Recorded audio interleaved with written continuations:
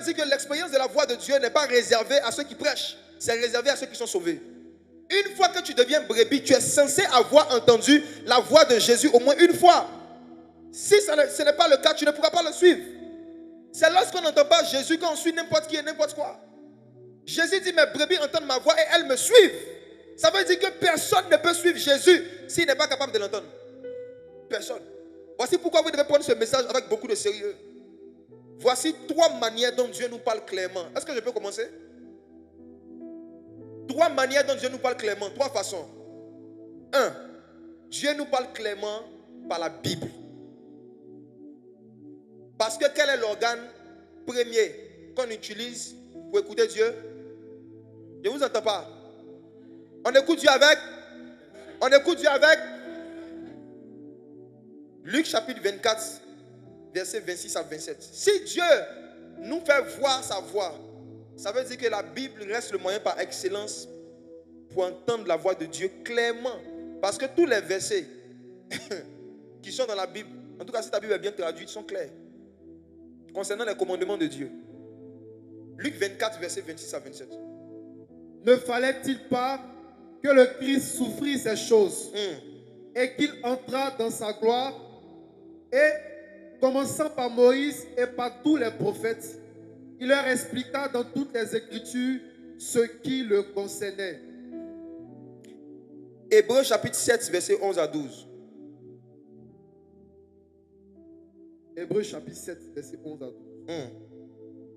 Si donc la perfection avait été possible par le sacerdoce lévitique, car c'est sur ce sacerdoce que repose la loi donnée au peuple, qu'était-il encore besoin qu'il parût un autre sacrificateur selon l'ordre de Melchisédek et non selon l'ordre d'Aaron? Car le sacerdoce étant changé, nécessairement aussi, il y a un changement de loi. Mes frères et sœurs, suivez ceci. Dieu, dans l'Ancien Testament, avait l'habitude de faire résonner sa voix audible pour que tous les hommes puissent l'entendre. Pourquoi? Dieu le faisait régulièrement parce qu'il n'y avait pas encore les Écritures. Quand il n'y avait pas encore les Écritures, Dieu multipliait les manifestations audibles de sa voix. Mais au fur et à mesure que Dieu, dans sa sagesse et dans son amour, a commencé à donner les Écritures, le nombre de fois où Dieu faisait résonner sa voix audible devant tous les hommes a commencé à diminuer dans l'humanité. Et c'est la raison pour laquelle aujourd'hui, c'est devenu très rare que quelqu'un ait une expérience où il entend la voix de Dieu de façon audible avec ses oreilles comme vous m'entendez. Ce qui explique cette rareté, c'est la présence des Écritures. Est-ce que je suis en train de dire que Dieu ne parle plus audiblement? Ce n'est pas ce que je dis. Mais je dis que Dieu ne fait plus entendre audiblement sa voix fréquemment. Pourquoi? Parce que la voix de Dieu est un message. Et l'ensemble des messages que Dieu veut donner à l'humanité, il les a déjà mis par écrit. Donc il ne se sent pas obligé de faire encore une note vocale. Frères et sœurs, lequel d'entre vous, lorsqu'il cause par WhatsApp, et que tu veux dire à quelqu'un, je viens chez toi à 21h, qui va écrire je viens chez toi à 21h? Et puis quand il finit d'écrire encore, il fait une note vocale, je viens chez toi à 21h. Si tu as un ami, comment? Tu vas le voir comment? Non, imagine-toi, tu as un ami, tout ce qu'il veut te dire là, il écrit et puis il parle. Il écrit et puis il parle. Il veut te dire, on se retrouve le dimanche dans tel restaurant, il écrit. Et puis il fait encore une note vocale. Chers camarades, dimanche à 16h, rendez-vous dans quel restaurant? De la même façon que nous, on ne dit pas audiblement ce qu'on a déjà dit par écrit. Dieu aussi, c'est ce qu'il fait. Nous avons été créés à son image et à sa ressemblance. À son image et à sa ressemblance. Beaucoup de chrétiens disent qu'ils n'entendent pas Dieu clairement par rapport à certaines situations parce qu'ils sont ignorants des versets qui en parlent. Et Dieu ne se sent pas obligé de dire audiblement ce qu'il a déjà dit par les Écritures. Si Dieu estime qu'il a déjà écrit des messages dans les Écritures qui parlent d'une situation, de comment on doit régler la situation, Dieu ne va pas faire entendre sa voix pour ça. C'est la raison pour laquelle tu dois avoir l'amour de lire la Bible, l'amour de découvrir la Bible, de sorte que tu puisses avoir une idée un peu claire de tous les sujets où Dieu a déjà parlé clairement. Alléluia. Alléluia. Exemple. Il est écrit clairement dans la Bible qu'un chrétien ne doit pas aller se marier avec un païen. C'est écrit clairement. Quel rapport y a-t-il entre la lumière et les ténèbres? Quel rapport y a-t-il entre le temple du Saint-Esprit et les idoles? C'est écrit clairement. Maintenant, la sœur Clarisse rencontre un mignon païen. C'est vrai, il adore vaudou, mais il a un bon cœur. Il danse vaudou, mais il aime l'homme. Il danse vaudou, mais il est multimillionnaire. C'est vrai qu'il ne connaît pas Jésus, il boit, il fume, mais il aime les orphelins. Vous n'allez jamais voir une sœur en Christ célibataire tomber amoureuse d'un païen pauvre.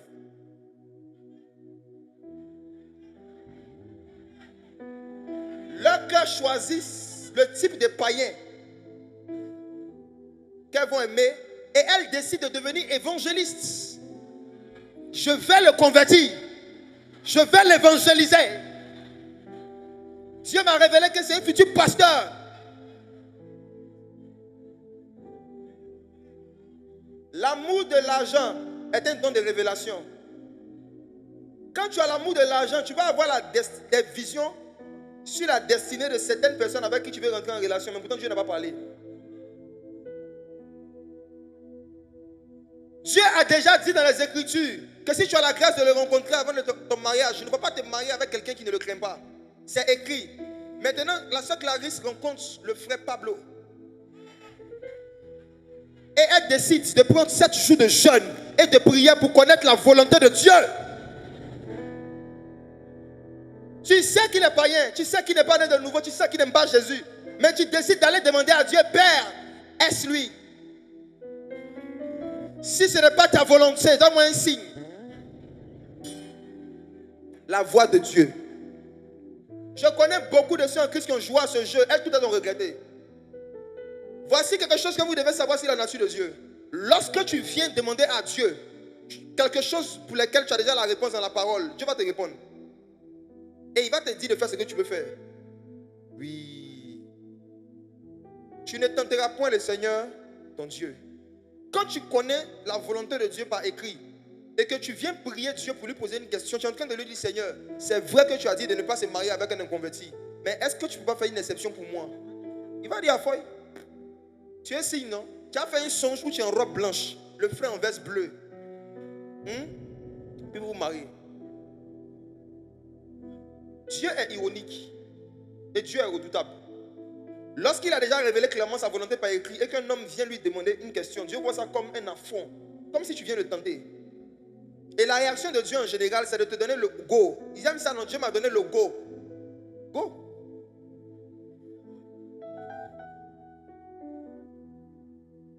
Faites très attention, mes frères et sœurs, à ne jamais prier et jeûner pour interroger Dieu sur un sujet pour lequel la Bible est claire.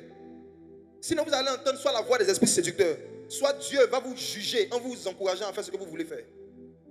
C'est un jugement de Dieu que de recevoir le go pour faire quelque chose qui est contraire aux Écritures. C'est un jugement de Dieu. C'est un jugement de Dieu. C'est un jugement de Dieu. Jeunes gens, jeunes chantres, vous qui êtes appelés au ministère de la louange et de l'adoration, que personne ne vous séduise. N'acceptez jamais, en tant que des adorateurs, de faire des featuring avec des artistes païens.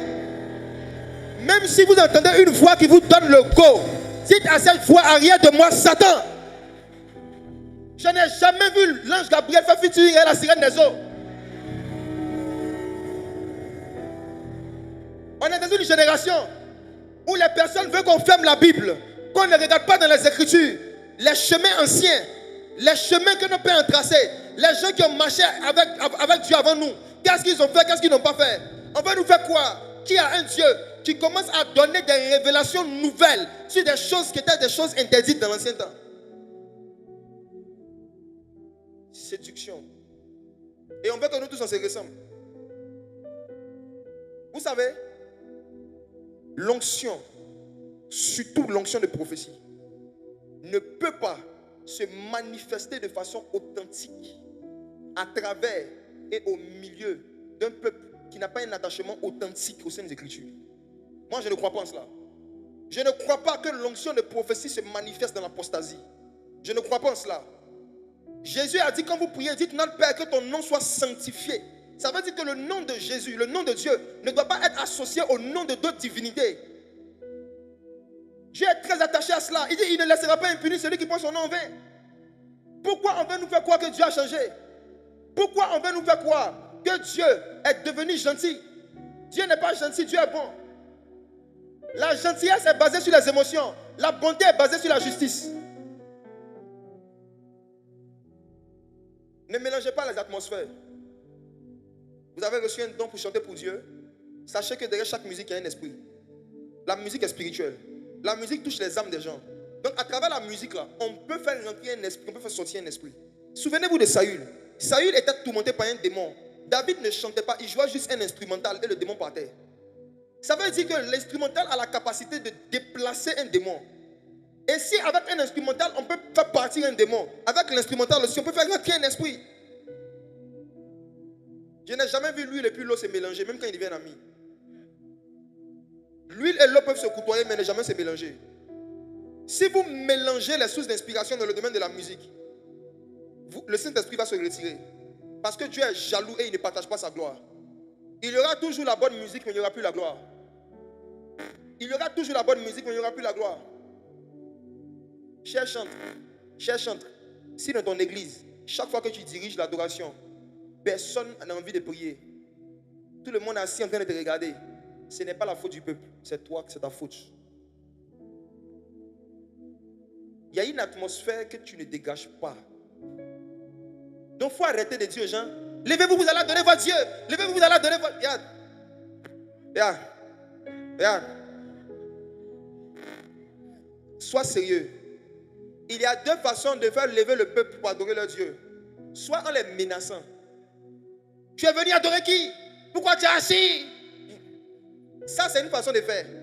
Mais il y a une autre façon d'emmener le peuple à commencer à prier ou à adorer Dieu. C'est d'utiliser l'onction. Il faut que toi-même, tu aies passé assez de temps dans la présence du Saint-Esprit. Pour que quand tu viennes te tenir là, même quand tu n'as pas encore ouvert la bouche, la voix de Dieu parcourt la salle. Que les gens sentent que quand tu as commencé à diriger, l'atmosphère a changé. Arrête de chanter des chants, chante des atmosphères. Arrête de rechercher les acclamations, recherche des atmosphères. On recherche des acclamations et des réactions émotionnelles en inventant même parfois des feelings qui n'ont pas lieu d'être. Mais on recherche des atmosphères en passant du temps dans le jeûne, dans la prière, dans la méditation avant de se tenir devant les gens. Et je vous dis la vérité, il y a des gens qui peuvent venir à l'église qui n'ont pas envie de prier. Mais si toi tu dégages le parfum de la prière, quand tu vas commencer à conduire, ils vont se surprendre en train de prier. Vrai ou faux? Vrai ou faux? Vrai ou faux? Les chants d'aujourd'hui travaillent plus sur leur voix que sur les atmosphères. Ils travaillent plus sur leur voix que sur leur vie.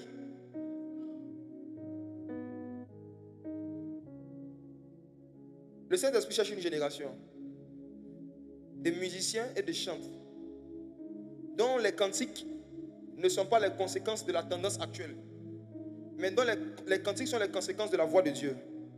Si la voix de Dieu fait enfanter les biches, c'est que la voix de Dieu peut faire chanter des chants nouveaux. Je reprends. Si la voix de Dieu peut faire enfanter les biches, c'est que la voix de Dieu peut faire enfanter les chantres. Des chantres et des musiciens peuvent enfanter des nouvelles atmosphères, des nouveaux chants, pourvu qu'ils entendent la voix de Dieu. Et la première façon de voir, d'entendre Dieu clairement, c'est les Saintes Écritures. C'est les Saintes Écritures. C'est les Saintes Écritures. Je recommande au pasteur de Côte d'Ivoire d'imposer aux chantres qui ne peuvent pas exhorter, de ne pas diriger. Je dis, il faut qu'on impose dorénavant aux chantres qu'avant de chanter, il faut nous exhorter. Partage-nous ce que tu as médité en semaine. Et puis à partir de là, chante. C'est là que vous allez voir la différence entre les chanteurs et les chantres. Un chanteur met l'accent sur la musique, un chanteur met l'accent sur la parole. Au commencement n'était pas la musique, au commencement était la parole. La parole était avec Dieu et la parole était avec Dieu. Toutes choses ont été faites par elle. Et rien de ce qui a été fait n'a été fait sans elle. Pendant que je suis en train de dire ça, j'ai une vision. Il y a une soeur ici qui est chantre et qui a fait un songe qu'elle n'a jamais compris. Dans le songe, tu es en train de prêcher. Tu es dans un programme et au lieu de diriger ton adoration, tu prêchais. Quand tu t'es réveillé, une fois tu as dit, peut-être que Dieu t'appelle. Peut-être que Dieu t'appelle. Peut-être un jour à exhorter. Voici ce que dit le Saint-Esprit. Dieu ne t'appelle pas à exhorter un jour, il t'appelle à exhorter chaque jour. Dieu veut que tu introduises l'exhortation dans tes services d'adoration. Dieu veut que la parole et la révélation de la parole deviennent quelque chose que tu programmes lorsqu'on te programme pour venir diriger un temps d'adoration. Dieu veut que même si c'est en 5 minutes, en 2 minutes ou en 30 secondes, avant de relâcher un cantique, que tu relâches un réma. Et sur la base maintenant du réma, tu envoies le chant. Tu vas voir que ça ne sera pas la même atmosphère. La personne concernée, que la puissance de ce Jésus que tu t'es disposé pour servir commence à couler sur toi maintenant. À partir d'aujourd'hui, Dieu te donne une assurance. Pas seulement pour chanter, mais pour prêcher. Dans 3 secondes, je vois une huile de couleur dorée qui est en train de descendre sur elle. Dieu dit, je t'ai oint et je t'appelais depuis le ventre de ta mère. Pas seulement pour chanter de ma part, mais pour parler de ma part. La musique sera juste un instrument que Dieu va utiliser pour que tu puisses apporter sa parole à des nations. Chablan de Claude de Vali de Var. Play comble de Vali au Mable Stoba. Ik appelle la Côte d'Ivoire. Aidez les gens. Pendant que je dis ça, je vois des musiciens dans la foule. Des musiciens. Dieu dit qu'il vous envoie ici pour que après cette veillée, vous ne jouez plus juste des instruments, mais que vous jouez des atmosphères. Chez Black Emplo de Pali. Il akem atol les flots la beda. Je vois 7 coupes d'huile qui se tiennent dans les 7 rangées comme ça qui sont devant moi. Et je vois Dieu commence à répandre cette huile sur tous ceux et celles qui sont appelés au ministère de la louange et de l'adoration. Musiciens comme chantent. Il y a quelque chose de nouveau pour entendre Dieu dans le domaine des sons, pour entendre Dieu dans le domaine des chants nouveaux qui est en train de venir sur vous. À cause de vous, Dieu interrompt la veillée. Wow.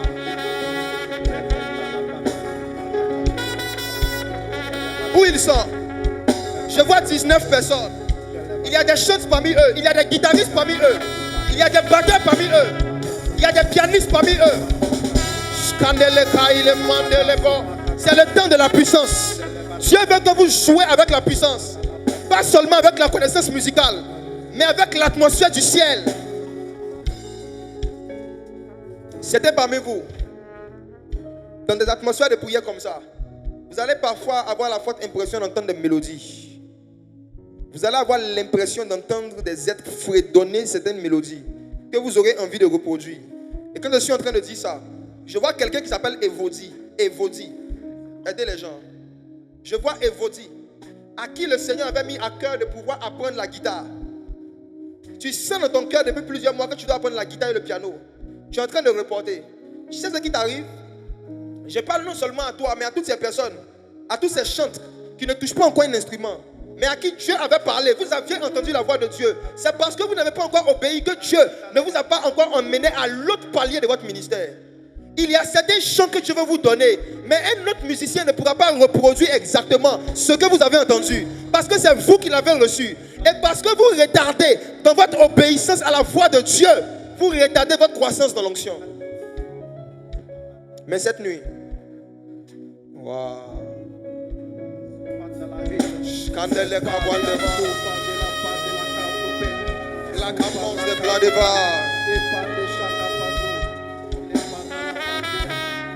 Cette nuit, Dieu répand une huile sur vous pour ressusciter en vous ce désir d'apprendre l'instrument. Dieu restaure votre forte envie d'apprendre ces instruments. Parce qu'il y a des chants qui doivent descendre du ciel. Et c'est vous qui devez manifester sa volonté sur la terre dans le domaine de la musique comme au ciel. Comme au ciel. Comme au ciel. Comme au ciel. La génération de ceux qui vont chanter comme au ciel. La génération de ceux qui vont jouer à des instruments comme au ciel est ici. Sur la terre comme au ciel. Beaucoup de personnes, quand ils seront en contact avec les atmosphères de louange et d'adoration que vous allez créer, ils auront l'impression qu'ils sont comme au ciel. Comme au ciel. Comme au ciel. Comme au ciel. Est-ce que vous pouvez jouer? Le ciel est ouvert. Papa qui m'appelle.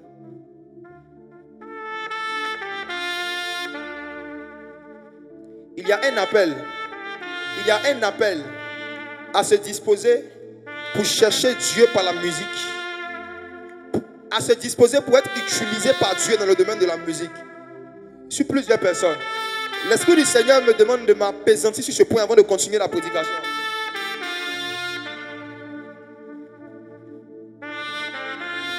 Pendant que cette mélodie est en train de passer, peu importe la partie du stade où tu es, si Dieu t'appelle à le servir dans le domaine de la louange et de l'adoration, et qu'il y avait une hésitation, qu'il y avait un découragement que tu avais vécu, ce soir, le Dieu de ton appel est en train de te rappeler et de restaurer en toi la passion. Shadir, venez avec eux. Venez avec eux. Service d'ordre. Dans 15 secondes, la gloire de Dieu va commencer à tirer des personnes. Tu es né pour me louer, dit le Saint-Esprit. Tu es né pour conduire le peuple à m'adorer, dit le Saint-Esprit. Tu es né pour ça. Tant que tu ne fais pas ça, tu ne seras pas en paix. Tant que tu ne fais pas ça, tu ne seras pas en joie. Aidez-les partout. Pali complet de va.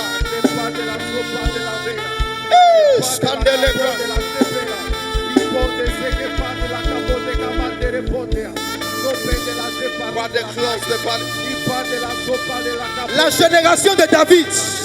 La génération de David. Ah.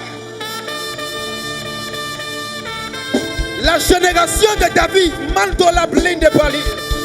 Voilà comme de blade. Brandi Pladeba.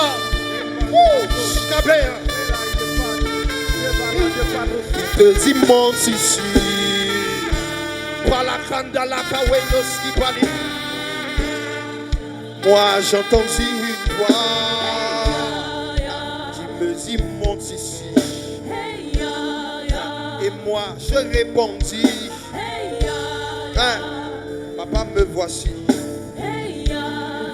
Moi j'entendis une voix qui me dit monte ici. Et moi je répondis, papa me voici. Papa me voici. Papa me voici. Papa me voici. Oh. Papa me voici. Papa me voici. Papa me voici.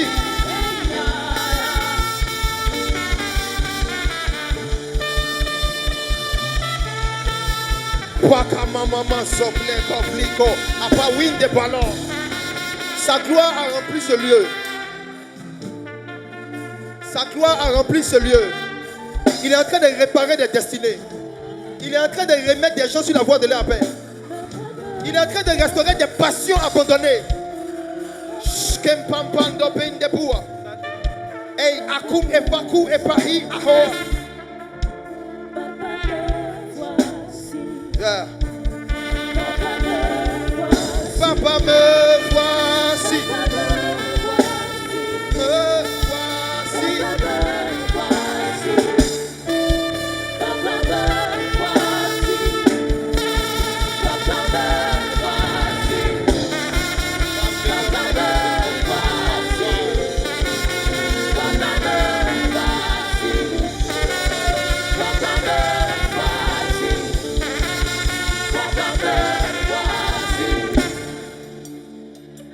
Je prie pour vous. Père, voici cette génération. Toi qui prends les choses viles pour confondre les forces. C'est de ceux qui sont à la mamelle que tu as tiré ta louange. Certains parmi eux ont été brisés, insultés, rejetés. Certains parmi eux ont été désorientés par des fausses prophéties. La génération de David. Tu as dit que dans les derniers jours, tu vas restaurer la tonne de David. Tu vas restaurer le style d'adoration davidique, qui n'est pas commercial, mais qui est prophétique et spirituel. Père, je te recommande cette génération. Pendant qu'ils sont là ce soir, Que ta gloire les fasse rentrer dans ce que tu as prévu pour eux. Scambelam de Blador. Dans 4 secondes, revêtement de puissance pour vous. 4, 3, 2, aidez-les. Aidez-les. Pande, Skova, Ella, Scooby, Bladel, Bladé, Oplé, Skador, Skiva, Lapa, Labli, Oplé, Omblis Gapir, Skate Kamandega, Skaria Palea, Peila Paile, Skendapia, Laigapo. Ah! Aidez-les. Skipa, Lepo, Skato.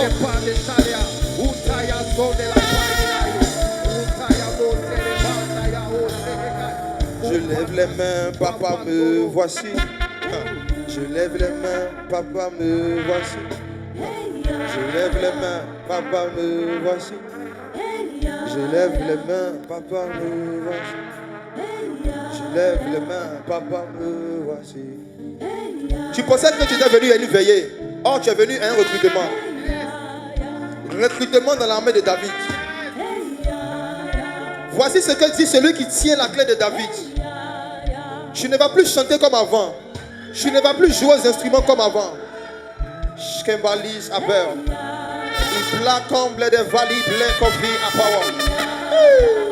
Candela, il a prêt topé.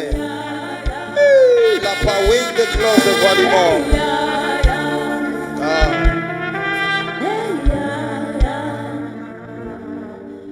Wow. Wow. Wow. Wow.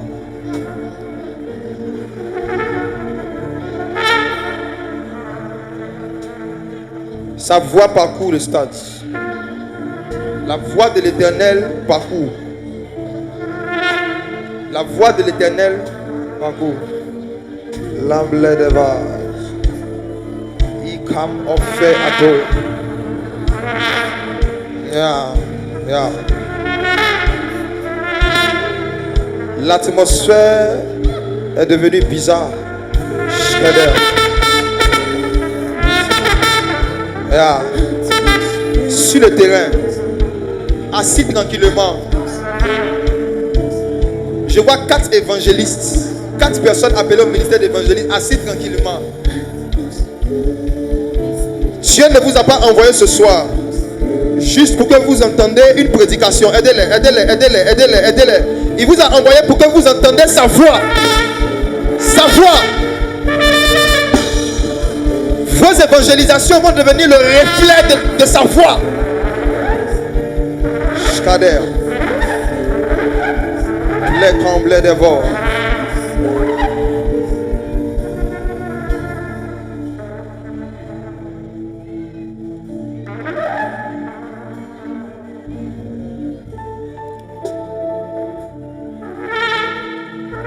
Déposez-les là.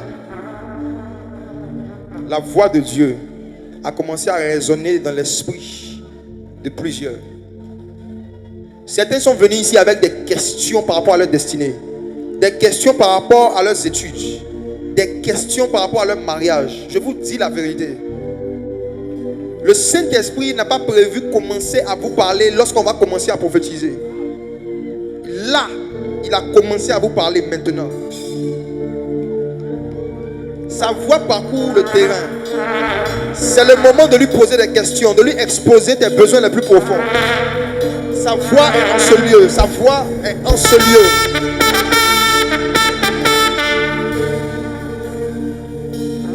Sa voix est en ce lieu. Il fait son entrée. Il fait son entrée.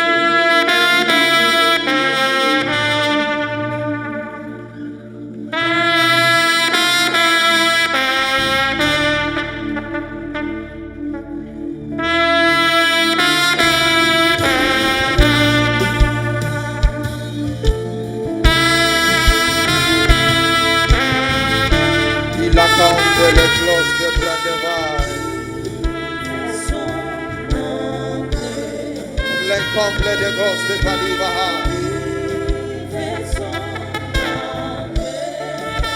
Le comble de Valigaba.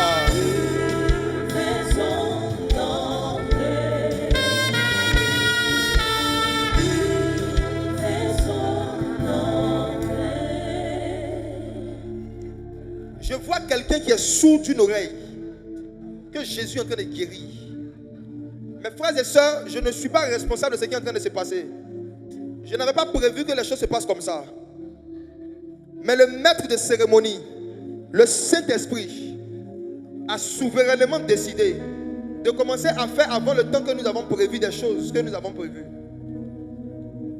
Je vois quelqu'un qui a un esprit de surdité qui est en train d'être visité par le Saint-Esprit. Il y a un sourd qui a commencé à entendre. Clément.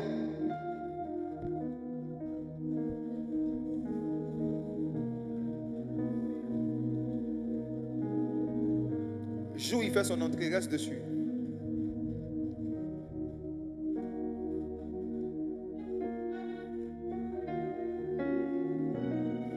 Quelqu'un vient d'être guéri de la myopie là.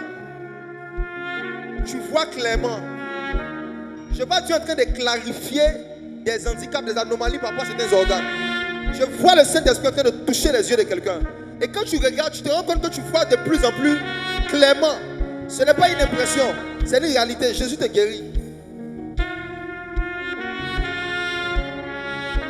Jésus t'a guéri. La voix de Dieu opère des miracles. La voix de Dieu. La voix de Dieu. La voix de Dieu. La voix de Dieu.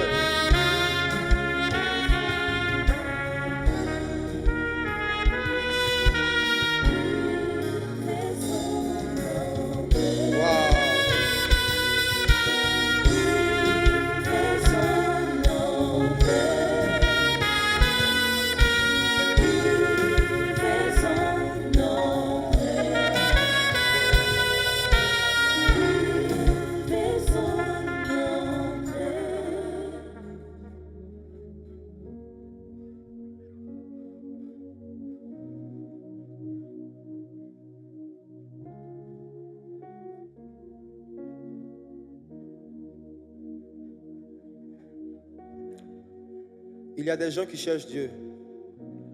Et il y a des gens que Dieu cherche.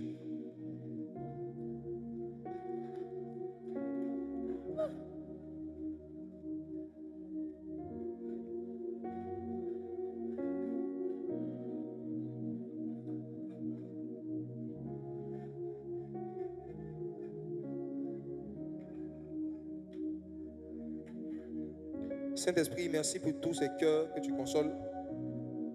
Pour toutes ces destinées que tu orientes. Pour cette armée que tu encourages. Amen.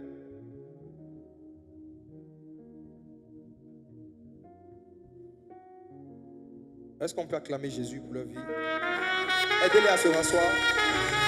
Est-ce qu'on peut célébrer Jésus? Aidez-les à se rasseoir.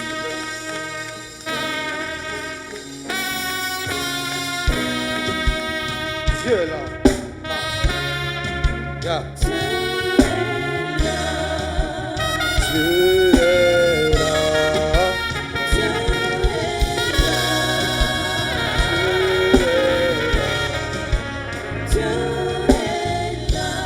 Alléluia. Amen. Asseyez-vous.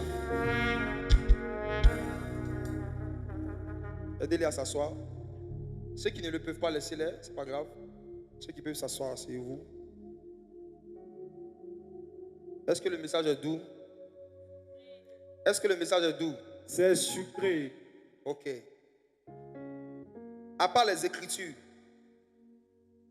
la deuxième manière dont Dieu peut te parler clairement, c'est à travers les songes et les visions claires. Les songes et les visions claires.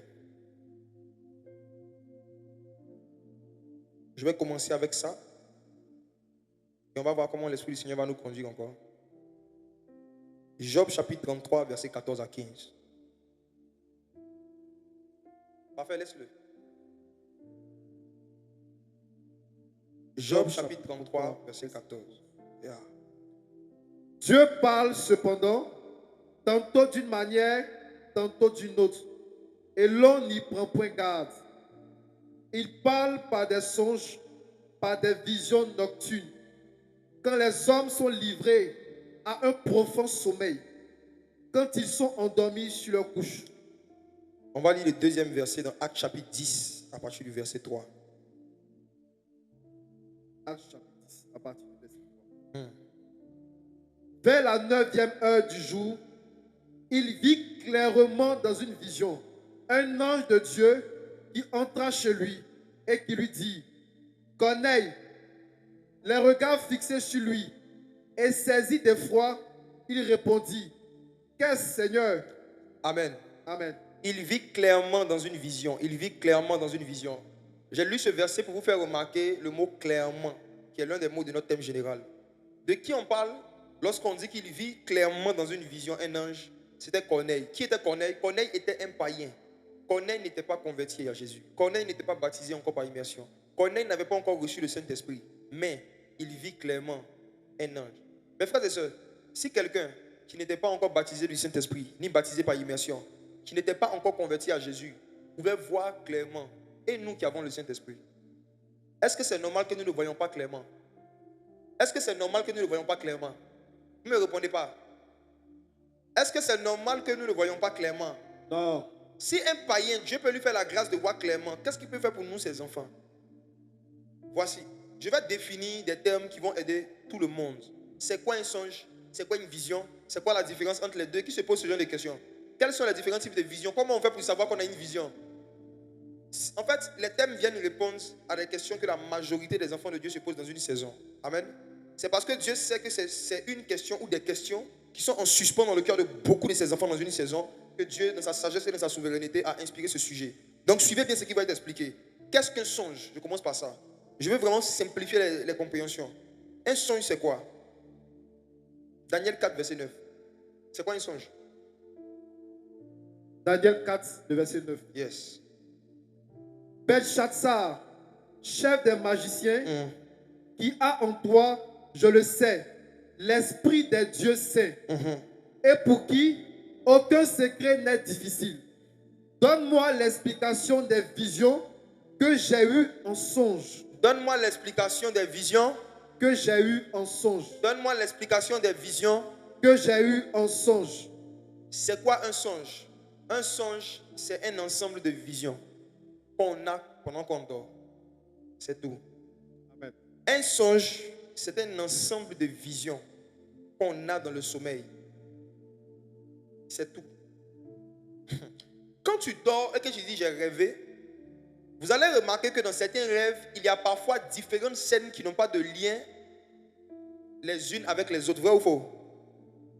Parfois tu fais un songe, tu es en train de jouer au football, et puis après tu fais un autre songe, tu es dans une boîte de nuit en train de danser, et puis après tu vois une autre scène où tu es en train de marcher simplement.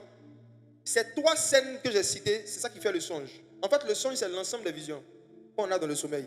Donc, quand tu dors, ce n'est pas tout ce que tu vois qui est un songe. Si ce que tu vois ne vient pas de Dieu et n'a pas de sens, ce n'est pas un songe. C'est une illusion et une imagination que tu as eue, mais dans le sommeil. Supposons que tu dors et puis tu vois un marouilla qui a porté talons, avec une perruque rouge. Et puis il marche et puis tu te réveilles. Et tu oses aller voir ton pasteur. Tu dis, homme de Dieu, aide-moi à interpréter ce rêve. Toi-même rêve là, quand tu regardes là, on peut interpréter ça. Ce n'est pas tout ce que nous voyons quand nous dormons qui est un songe ou une vision. Parfois aussi dans les songes, il y a de la vanité. Et il y a un passage que je lis dans Ecclésiaste. Il y a de la vanité dans la multitude des songes. Dans les songes, il y a des scènes qui vont marquer votre esprit, qui vont attirer votre attention et qui vont parfois vous tourmenter. Ça veut dire que tu sais que tu as dormi, tu as vu beaucoup de choses, mais il y a une scène en particulier qui va rester dans tes souvenirs. Comme je l'ai dit au début, quand Dieu parle, il y a un souvenir qui reste. Dans tes souvenirs, tu vas te rappeler d'une scène qui revient à chaque fois, que tu ne comprends pas. C'est la voix de Dieu. Fais tout pour essayer de comprendre cette scène avant de continuer ta vie. Sinon, tu peux rater une direction importante ou une information importante pour ta destinée. Il y a un roi qui s'appelait Nebuchadnezzar qui a dormi et il se réveille le matin et il a oublié ce qu'il a vu. Mais il savait que ce qu'il a vu, ce n'était pas des vanités, mais c'était des visions qu'il a eues en songe. Donc, il a commencé à chercher dans tout le royaume de Babylone quelqu'un qui allait pouvoir l'aider à pouvoir interpréter ces visions qu'il a eues en songe. J'ai une mauvaise nouvelle à annoncer à tous les chrétiens qui ont l'habitude de chercher des gens qui vont leur expliquer leurs songes. Est-ce que je peux annoncer la mauvaise nouvelle? Vas-y. La mauvaise nouvelle, c'est que de Genèse à Apocalypse, jamais un enfant de Dieu n'est allé demander à un enfant de Dieu d'interpréter son songe. C'est toujours les païens qui cherchaient l'interprétation de leurs rêves. À chaque fois que Daniel et Joseph sont allés aider quelqu'un pour interpréter son rêve, ce n'était pas le rêve d'Anania ou d'Azaria. C'était les rêves des païens. La leçon que tu dois tirer de ça, c'est quoi? C'est de dire que si tu es encore au stade où toi-même tu n'arrives pas à comprendre tes rêves, c'est qu'il y a une relation avec Dieu que tu n'as pas. C'est ceux qui n'avaient pas de relation avec le Seigneur, qui cherchaient toujours l'interprétation de tous les rêves. Quelqu'un qui est en communion avec Dieu doit avoir la foi que le même Dieu qui t'a donné le songe, le même Dieu peut te donner l'interprétation. Tu dois avoir la foi de croire que Dieu peut te faire comprendre ce qu'il te montre. Ce qui se passe, c'est quoi? Pourquoi parfois des païens font des songes qui viennent de Dieu? Parce que parfois Dieu sait qu'ils n'ont pas l'interprétation. En fait, Dieu donne les songes à tout le monde, mais il donne l'interprétation à ses enfants. Oui. Ce n'est pas le songe qui prouve que tu es un enfant de Dieu, c'est l'interprétation. Dieu donne les songes à tout le monde, mais Dieu donne l'interprétation à ceux qui lui appartiennent. Voici pourquoi si tu es dans l'église depuis plus de 3 ans, mais il n'était jamais arrivé de faire un songe que toi-même tu as compris, tu es en danger. Demande à ton voisin, j'espère que ce n'est pas de toi le pasteur parle. Frères et sœurs, ce n'est pas une bonne culture, quand tu veux devenir mature spirituellement, d'avoir l'habitude de raconter tous tes rêves à des pasteurs ou à des prophètes ou à des chrétiens pour qu'ils t'aident à comprendre. Lorsque tu fais un songe que tu ne comprends pas, la première personne à qui tu dois t'adresser dans le jeûne et dans la prière pour comprendre, c'est l'auteur du songe qui est le Saint-Esprit. Tu dois chercher la compréhension et l'interprétation dans le jeûne et dans la prière auprès du Saint-Esprit. Et c'est lorsque le Saint-Esprit maintenant te dit, va raconter le songe à telle personne que tu vas raconter. Si tu veux grandir dans la faculté, que Dieu te parle clairement dans le domaine des songes, il faut éviter de développer la culture, d'aller rapidement exposer tous tes songes, tous tes rêves à des pasteurs, à des prophètes ou à d'autres frères et sœurs. Alléluia. Qui a déjà vu quelqu'un interpréter les songes de Daniel? Quand Daniel faisait ses songes, qui interprète?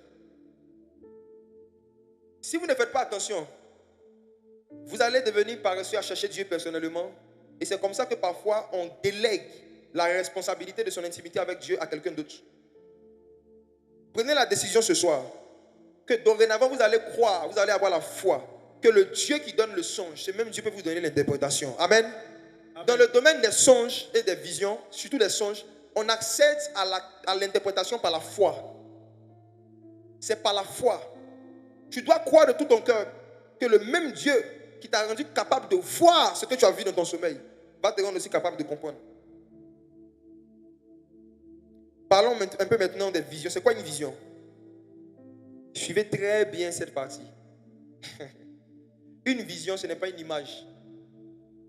Une vision, ce n'est pas un écran géant qui apparaît et puis tu vois des informations dessus. Une vision, c'est une information que Dieu met dans ton esprit sans passer par tes 5 sens. Je réponds. Une vision, c'est toute information que Dieu met dans ton esprit sans que cela ne soit passé par tes 5 sens. Ça veut dire que l'information arrive dans ton esprit alors que tes yeux physiques n'ont rien vu, tes oreilles physiques n'ont rien entendu. Ta bouche n'a rien senti, n'a rien goûté, mais l'information arrive dans ton esprit. C'est ça une vision. Chaque fois que tu as su quelque chose sans n'avoir rien entendu de façon audible, Dieu t'a donné une vision. Et voici quelques exemples de visions. Les différents types de visions que Dieu utilise pour nous parler clairement sont les suivants. 1. Les visions par les intuitions. Les intuitions prophétiques. Les intuitions. Ézéchiel 37, verset 5 à 8. Ézéchiel 37, verset 5 à 8. Ézéchiel 37, verset 5 à 8. Ainsi parle le Seigneur, l'Éternel à ses eaux. Voici, je vais faire entrer en vous un esprit et vous vivrez. Je vous donnerai des nerfs. Je ferai croire sur vous de la chair. Je vous couvrirai de peau. Dis avec moi, Seigneur, donne-moi des nerfs. Répète après moi, dis Seigneur. Seigneur, donne-moi des nerfs. Donne-moi des nerfs. De quoi Dieu parle? Les nerfs représentent la sensibilité spirituelle. Les nerfs représentent une capacité que Dieu peut te donner de sentir des choses venir. Les nerfs représentent la capacité que Dieu peut te donner de sentir la présence de ce que l'œil ne peut pas voir. Qui a déjà vécu cette expérience où tu as arrêté quelque part et puis tu as l'impression que quelqu'un est passé à côté de toi rapidement mais tu ne vois personne? Qui a déjà vécu ça? Tu vois quand quelqu'un passe à côté de toi, tu sens le vent de la personne, n'est-ce pas? Qui a déjà vécu l'expérience où tu as l'impression que quelqu'un courait, la personne est passée à côté de toi et tu as senti mais tu ne voyais rien? Qui a déjà vécu ça? Pas nous tous mais beaucoup de personnes quand même. C'est une expérience très effrayante. Vous savez ce qui arrive? Il y a parfois certains revenants. Parfois certains démons qui se baladent. Il y en a qui font la course. Ils s'amusent. Et puis dans l'amusement, ceux qui sont un peu trop sensibles sentent leur mouvement. Ok. Cas pratique.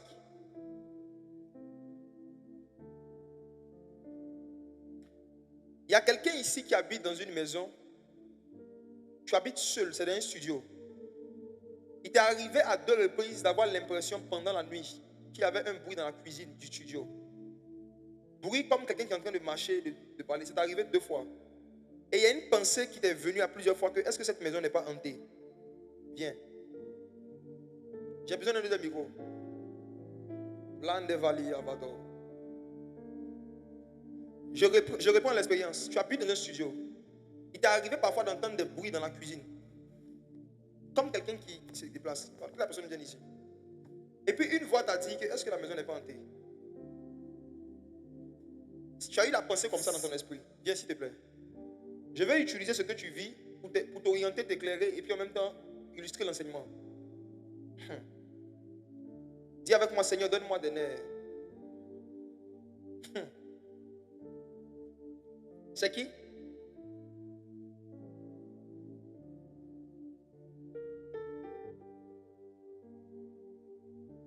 Je ne vois pas tout le monde, hein. Tout le monde nombreux. La personne est en train de venir? La personne arrive? Oui, sur le côté gauche. Ok. Elle vient. J'aime ce son. Iba oh, Iba. Iba oh, Iba. Donnez le micro s'il vous plaît. Chamble d'Aga Villa Divalo, justement.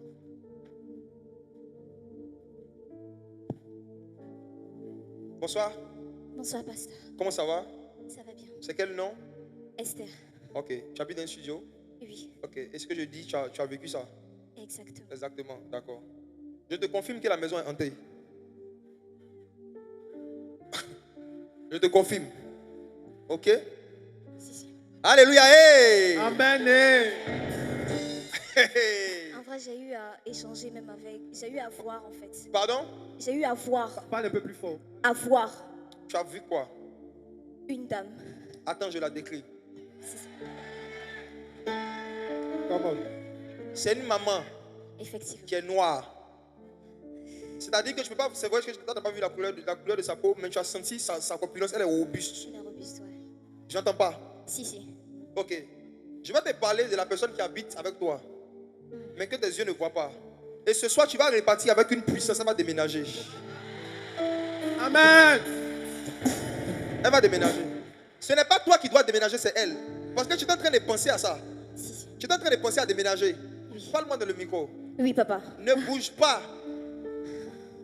Jésus n'a pas dit en mon nom les démons vont vous chasser. Il dit en mon nom vous chasserez les démons. Amen. Voici. Il y a une femme qui habitait là-bas et qui est morte en fait par crise cardiaque. Longtemps avant toi. Et il se trouve que son esprit est resté là-bas. Parce qu'elle a été tuée en sorcellerie. Et c'est elle en fait qui chaque fois qu'il y a un locataire dans la maison qui vient s'amuser avec lui. Mais tu es son terminus. Amen. Yes. Voyez ce que tu vas faire.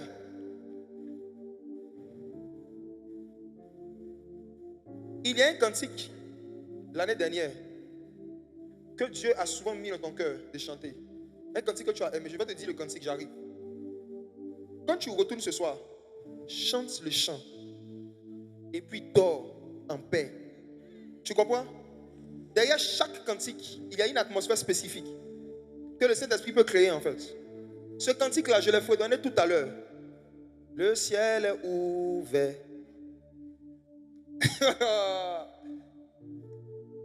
Tu as écouté ce chant beaucoup l'année passée. Tu as écouté. Ce chant de Daniel Banham. Il ne faut pas aller mettre la musique. Hein. Toi-même, il faut chanter. Il faut que la vieille t'entende. C'est ce que tu vois. Il y a une peur des démons que Dieu veut tuer en toi parce que tu es appelé à être une chasseuse de démons en fait. C'est pourquoi Dieu t'a mis là-bas. C'est ton premier exercice d'application. Amen. Dieu t'a mis dans cette circonstance-là pour que tu affrontes ta peur et que tu puisses vaincre ta peur.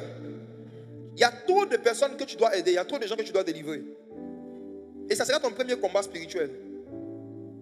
Fais ce que je te dis de la part du Seigneur. Sois en paix. Tu vas voir la puissance des cantiques. Quand tu vas rentrer là, chante ce chant-là dans la maison, surtout dans la cuisine, chante même. Et puis quand tu finis, dors. Tu vas faire un songe dans la même semaine où quelqu'un va venir t'agresser. Mais tu vas avoir la force que tu auras de frapper la personne, de dominer la personne. Amen. Ça va montrer que spirituellement parlant, tu aurais grandi. C'est parce que tes nerfs spirituels sont en bon état, ta sensibilité spirituelle est en bon état, que tu as senti le mouvement. Il y a des gens qui ont habité là avant toi. Hein? Ils perdaient des objets. Et ils n'ont jamais pu savoir comment est-ce que certains objets ont disparu. Ces gens d'esprit, ils font disparaître des objets dans les maisons. Je vais pas appeler quelqu'un de tout à l'heure. Mais toi, Dieu t'a donné une sensibilité spirituelle qui va se garder, se développer dans l'adoration. Tu comprends? Que Dieu te bénisse. Je peux t'asseoir. Alléluia. Hey. Dis avec moi, Seigneur, donne-moi des nerfs. Seigneur, donne-moi des nerfs. Les intuitions prophétiques, c'est la capacité de sentir quelque chose sans voir. C'est la capacité de sentir le mouvement de certains esprits. La faculté de sentir des dangers venir. La faculté de sentir des choses. Et il y a des personnes chez qui c'est très développé. Il y a des amis, qui a déjà eu ce genre d'amis où chaque fois qu'il va te dire, celle-là, elle va te trahir. Ça arrive. Les hommes, ayez l'habitude d'écouter vos femmes. Parce que dans ce domaine-là, Dieu parle beaucoup aux femmes avec les intuitions, les fortes intuitions. Tu peux avoir un ami que tu aimes, je dis c'est mon meilleur pote. Et puis la femme va te dire, ton meilleur pote là, je ne le sens pas. C'est le plus bas niveau de révélation prophétique. Parce qu'il n'y a pas de précision. Mais c'est des fausses impressions persistantes. Et qui parfois même peuvent être dérangeantes vis-à-vis des gens. Tu n'as pas encore de fait. Mais quand tu vois la personne, tu te sens dérangé dans ton esprit. Ne négligez pas cela. Quand vous rencontrez quelqu'un que vous ne connaissez pas, qui ne vous a jamais fait de mal, et qui n'a jamais fait de mal devant vous, de ceux qui vous n'avez jamais entendu de mal, mais chaque fois que vous êtes en contact avec la personne, vous sentez une gêne, un malaise que vous n'arrivez pas à expliquer. C'est la voix de Dieu. C'est la voix de Dieu. Cette voix n'est pas encore claire. Mais d'abord, Dieu te parle de façon pas claire. Il faut écouter ça d'abord, puis clair va venir après, ok? Amen. Lisons un deuxième passage qui montre comment est-ce que David avait cette expérience. 1 Samuel 24, verset 3 à 7. Parfois tu t'apprêtes à faire quelque chose, puis ton cœur bat, tu as peur. C'est la voix de Dieu. Parfois tu t'apprêtes à signer un contrat chez homme d'affaires. Et à quelques jours du contrat, tu te sens mal, tu te sens hésitant, tu as envie de remettre la chose en question. C'est la voix de Dieu. Tout ce qui n'est pas le fruit d'une conviction. 1 Samuel 24, verset 3 à 7. 1 Samuel 24, verset 3 à 7. Saül prit 3000 hommes d'élite sur tout Israël. Et il alla chercher David et ses gens jusque sur les rochers des boucs sauvages. Il arriva à des pâques de brebis qui étaient près du chemin. Et là se trouvait une caverne où il entra pour se couvrir les pieds. David et ses gens étaient au fond de la caverne. Verset 5. Les gens de David lui dirent, voici le jour où l'Éternel te dit, je livre ton ennemi entre tes mains, traite-le comme bon te semblera. David se leva et coupa doucement le pan du manteau de Saül. Verset 6.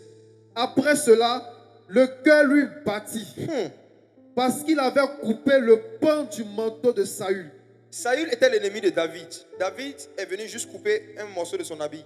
Et dès qu'il a fini, la Bible dit que le cœur de David a commencé à battre. Son cœur lui battit. Ça veut dire qu'il s'est senti mal pour avoir fait juste ça. Parfois, on pose des actions, ou on s'apprête à poser des actions et on se sent mal. Notre cœur bat anormalement.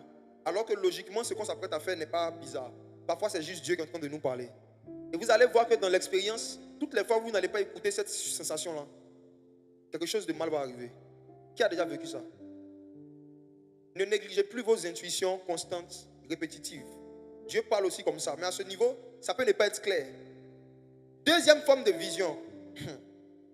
Les visions par la révélation de la parole. Dis avec moi, Réma. Réma. Dis avec moi, Réma. Réma. Est-ce que vous savez que chaque Réma est une vision? Parce que c'est une information qui ne vient pas du cerveau, mais qui vient du Saint-Esprit et qui arrive dans ton esprit sans que tu n'aies réfléchi. Genèse chapitre 15, verset 1. Il faut que votre compréhension des visions change ce soir. Genèse 15, verset 1. Après ces événements, la parole de l'Éternel fut adressée à Abraham dans une vision. La parole de l'Éternel fut adressée à Abraham dans une vision. Et la parole dit quoi? Et il dit, Abraham, ne crains point, je suis ton bouclier et ta récompense sera très grande. Frères et sœurs, la première fois que le mot vision a été utilisé dans la Bible, c'était dans ce verset. Et qui a eu la vision? C'est Abraham. Abraham n'a pas vu une image, il a entendu une parole. C'est la parole de Dieu qui lui a été adressée, mais dans une vision. Ça veut dire qu'Abraham a reçu un réma dans son esprit. Et la Bible appelle ça une vision. N'est-ce pas que tu as déjà eu des visions? Qui a déjà eu ce genre de vision? Une parole que personne ne t'explique, un verset que personne ne t'explique, mais la compréhension vient dans ton esprit. À chaque fois que tu as lu un verset, que tu as ouvert ta Bible et que tu as compris la parole de Dieu, la parole t'a été adressée dans une vision. Aucun homme ne peut comprendre la parole de Dieu s'il n'a pas reçu une vision de Dieu. Ouais. On appelle ça les visions sans image, les visions audibles. Frères et sœurs, j'insiste sur ce point parce que je ne veux pas que vous soyez une génération de chrétiens qui négligez la recherche de la compréhension des Écritures au profit des voix audibles. J'ai connu des gens qui ont fermé leur Bible et qui sont allés jeûner 21 jours pour que Dieu leur parle. Et ils ont entendu des voix audibles qui leur ont dit de faire des choses horribles. Fermer sa Bible pour chercher Dieu, c'est fermer la bouche de Dieu sur sa vie. Fermer sa Bible pour chercher Dieu, c'est fermer la bouche de Dieu sur sa vie. Parce que le domaine où la parole de Dieu est claire, c'est dans le domaine de la parole. Le domaine où la voix de Dieu est claire, la voix de Dieu est claire par sa parole. Et c'est merveilleux que quand Dieu t'adresse sa parole dans une vision, pour que Dieu te donne sa parole dans une vision, il faut que tu lui dises, Seigneur, parle-moi par ta parole. Parle-moi par ta parole. Pas par mes oreilles, par ta parole. Par ta parole. Voici une expérience merveilleuse à laquelle vous pouvez vous exposer. Si vous avez l'habitude d'ouvrir votre Bible en disant, Dieu, parle-moi. Pendant que je serai en train de lire, je vais voir ce que tu vas me dire. Dieu a réservé une catégorie d'anges qui sont spécialisés dans le fait de venir expliquer la Bible et expliquer les Écritures à ceux qui lisent la Bible. Est-ce que vous savez ça? Permettez-moi de vous parler de quelque chose de bizarre. Si vous lisez le livre de Daniel nous parle non seulement de la vie de Daniel, mais des expériences spirituelles de Daniel. Et parmi les expériences qu'il avait, Daniel dit dans Daniel chapitre 9, je crois, on va lire ça, Daniel 9, verset 2. Il avait à cœur de lire le livre de Jérémie. Et comme il a commencé à lire Jérémie, Dieu a envoyé un ange pour lui expliquer ce qu'il a lu. Daniel 9, le verset 2. La première année de son règne, moi, Daniel, je vis par les livres. Il dit, il a vu par quoi? Par les livres. Dis avec moi, je vis par les livres. Je vis par les livres. Dis avec moi, je vis par les livres. Je vis par les livres. Est-ce que vous savez qu'à travers les livres, vous pouvez avoir des visions? C'était l'expérience de Daniel. Quand Daniel voulait voir clairement, il ouvrait clairement sa Bible et il voyait par les livres. Je prie pour toi ce soir. Amen. Que la grâce de voir par les livres se soit accordée au nom de Jésus. Amen. Je prie pour toi qu'après cette veillée, chaque fois que tu lises un livre de la Bible, que tu vois la parole de l'Éternel. Amen. Je prie pour toi ce soir que le Dieu de Daniel commence à se révéler à toi à partir de cette nuit. Amen. Dieu a emmené par la suite un ange vers Daniel pour lui expliquer ce qu'il avait lu. Pour lui expliquer ce qu'il avait lu. Ce que je vais dire est un peu lourd. Mais je pense que les croyants qui n'ont pas de Bible n'ont pas d'ange. Je pense que les croyants qui se promènent sans Bible se promènent sans ange. Parce que dans Apocalypse, Jean dit qu'il a vu un homme qui était assis sur un cheval blanc. Sur son nom, sur sa cuisse était écrit la parole de Dieu. Et les anges le suivaient. En fait, les anges suivent la parole. Donc quand tu marches à Cocody là, s'il n'y a pas une parole de Dieu sur toi, les anges ne te suivent pas parce qu'ils ne suivent pas les hommes, ils suivent la parole. Ils suivent la parole. Quand la parole est en toi, quand la parole est sur toi, quand la parole est avec toi, quand un ange te regarde, il ne voit pas un jeune, il voit une parole et il suit la parole. Les anges suivent la parole. Ils suivent les Écritures. Tu connais combien de versets par cœur? Tu connais le numéro de ta go par cœur. Mais tu ne connais pas un verset par cœur. Il y a des gens ici qui connaissent par cœur le nom de beaucoup de joueurs, avec les numéros même des joueurs et puis les postes. Mais un verset, même Jean 3,16, il ne pique pas. Jean 3,16. Plus tu vas te remplir de la parole, plus les anges vont se sentir attirés par toi. Vous allez voir que dans Somme 29, la Bible dit que la voix de Dieu retentit sur les grandes eaux. Les grandes eaux, ce sont les versets bibliques, c'est la parole. Plus vous allez vous remplir de la parole, la voix de Dieu va résonner en vous, va retentir en vous. Se remplir de versets bibliques, c'est se remplir de détecteurs de faux évangiles. C'est se remplir d'un détecteur de fausses prophéties. Quand tu es rempli de versets bibliques, quand tu es rempli de la parole de Dieu, quand quelqu'un veut commencer à prophétiser sur toi, automatiquement, il y a quelque chose qui s'active en toi. Et ce qu'il dit là passe par un filtre de versets. Le diable est en train de se battre pour qu'il y ait de moins en moins de chrétiens qui bossent la parole de Dieu. Lorsque nous étions petits, il y avait une bonne pratique dans les églises. On vendait des autocollants avec des versets, vrai ou faux. Les gens collaient des versets sur la porte, collaient des versets dans leur bureau, collaient des versets partout. Un moment même, certains chrétiens avaient des versets comme photo de profil sur certaines de leurs pages, certains écrans. Aujourd'hui, il faut enlever photo de ton pasteur en photo de profil, il faut mettre un verset, ça va t'aider. C'est un conseil d'amis.